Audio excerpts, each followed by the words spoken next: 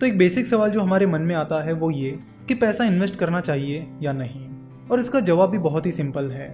देखो, वैसे इन्वेस्ट करने के बहुत सारे रीजंस हैं, लेकिन आज हम कुछ अलग चीजों पर फोकस करने वाले हैं। और उसे समझने के लिए हमें एक साइकिल समझनी होगी। हम इंडियन सेविंग में पीछे नहीं है, हम पीछे हैं तो इन्वेस्टमेंट में। और हम इन्वेस्टमेंट में इसलिए पीछे हैं क्योंकि फाइनेंशियल अवेयरनेस इंडिया में उतना कुछ खास नहीं रहा है। हमें इन्वेस्टमेंट के बारे में कहीं पर भी नहीं सिखाया जाता, ना स्कूल कॉलेजेस में ना घर पे। देखो, आप अगर अपना घर भी चला रहे हो तो उसमें मनी मैनेजमेंट का बहुत बड़ा रोल होता है। हम जितनी भी कई सारी चीजें करते हैं उनमें फाइनेंशियल मैनेजमेंट और मनी मैनेजमेंट का बहुत बड़ा रोल होता है, लेकिन हमें money management, financial management, investment इनके बारे में सिखाया ही नहीं जाता। तो इन्वेस्टमेंट को पूरी तरह समझने के लिए हमें एक साइकिल को समझना होगा। हम देखते हैं कि हम में से ज्यादातर लोग पैसा सेव तो करते हैं पर वो इन्वेस्ट नहीं करते, घर में ही रखते हैं। पैसा घर में रखने की वजह से वो पैसा इकोनॉमी में फ्लो नहीं होता, जिससे ना आपका पैसा बढ़ता है ना ही इकोनॉमी को आपके पैसे का कुछ फायदा होता है। तो अगर आपको अपने पैसों को बढ़ाना है तो आपको अपने पैसों को काम पर लगाना होगा।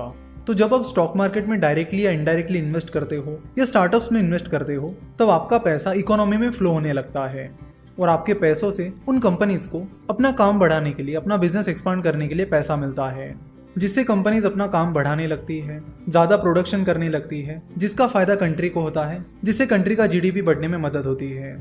कंपनी जब अपना ऑपरेशन एक्सपांड करती है, अपना काम बढ़ाती है, तब लोगों को एम्प्लॉयमेंट भी मिलती है। तो कंपनी के बढ़ने से जिन लोगों को जॉब मिली है उन्हें सैलरीज मिलती है। तो उस सैलरी में से कुछ हिस्सा वो एम्प्लॉयज किसी कंपनी में या स्टार्टअप में इन्वेस्ट करते हैं, तो अगेन वो पैसा भी इकोनॉमी में फ्लो होने लगता है, जिससे और ज्यादा कंपनीज को पैसा मिलता है और अपना बिजनेस बढ़ाने में मदद होती है।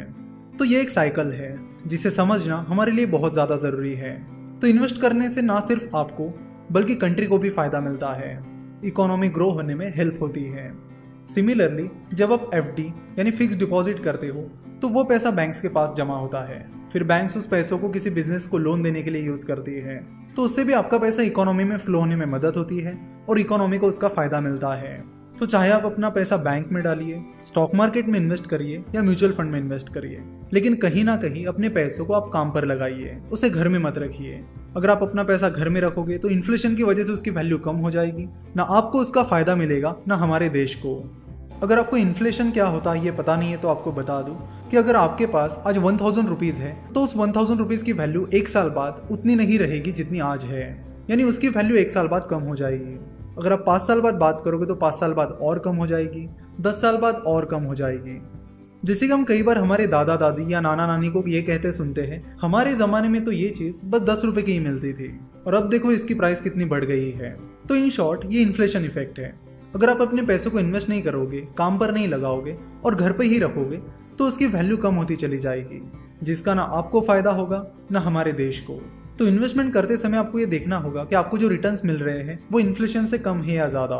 इसके बारे में हम आगे चर्चा करेंगे। इन्वेस्टमेंट करने के लिए नेक्स्ट चीज जो आती है वो होती है फ्यूचर प्लानिंग, यानी जब तक आप काम कर रहे हो तब तक ठीक है, लेकिन जैसे आप काम करना बंद कर दोगे तो फिर पैसा कहाँ से आएगा।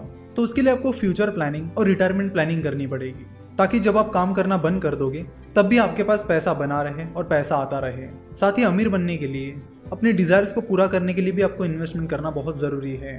तो इन्वेस्टमेंट एक टू वे गेम है, जिससे ना सिर्फ आपको बल्कि कंट्री को भी बेनिफिट मिलता है। नेक्स्ट लेक्चर में हम कुछ इन्वेस्टमेंट स्ट्रीम्स के बारे में बात करेंगे, यानी वो कौन कौन से इन्वेस्टमेंट एवेन्यूज हैं जहां पर आप इन्वेस्ट कर सकते हो, कौन सा तरीका आपको सुटेबल हो सकता है और कौन सा नहीं। इन सब चीज़ों के बारे में हम नेक्स्ट लेक्चर में बात करेंगे। आशा करता हूँ कि आपको वीडियो पसंद आई होगी।